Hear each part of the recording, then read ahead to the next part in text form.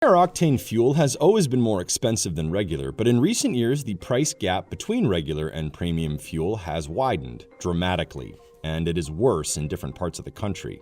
On average, across the United States, premium is about 50 to 60 cents higher per gallon, but the gap between premium and regular is especially wide in areas like the Great Lakes region. The reason for this gap is the availability of the alkylate used to ramp up octane levels in the fuel. Regions like the West Coast, where there is higher demand for premium fuel, has induced refiners to build more alkylate capacity into their refining processes. But areas such as the Great Lakes, where there is not as much demand for high-octane fuel, have a lesser capacity to produce the stuff. However, the gap is widening everywhere.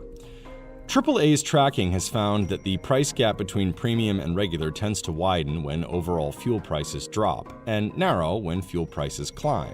New fuel blends may help raise octane levels in cars at a lower cost, and one of them may include something you typically see on your dinner plate: corn. Ethanol, which is chemically alcohol, is refined from vegetables. And in the United States, that typically means corn. Ethanol has the benefit of being a very high-octane substance. There are actually many cars on the road that can run on fuels that are up to 85% ethanol, typically referred to as flex fuel vehicles. They first garnered attention as a solution to reducing greenhouse gases. Flex fuel vehicles get comparable power and acceleration to gasoline-only vehicles, though they tend to get fewer miles per gallon. Data suggest E85 emits lower concentrations of some greenhouse gases, but higher concentrations of other toxins.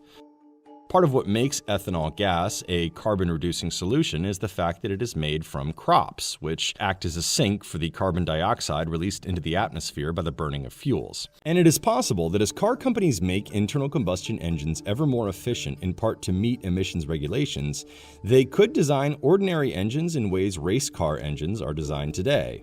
One of the biggest stories in the automotive world over the last 2 decades has been the slow but determined shift toward electric cars. And for many drivers, trips to the gas station are already a thing of the past. But electric vehicles in 2020 still make up less than 2% of sales, and many in the industry say the bridge to a fully electric fleet could take a long time. So in the meantime, the millions of drivers that pack roads across the country will have to keep filling up. A staggering number of them could find one of the biggest ways to save money. Doing so is printed in plain English, right in their own vehicle's manual.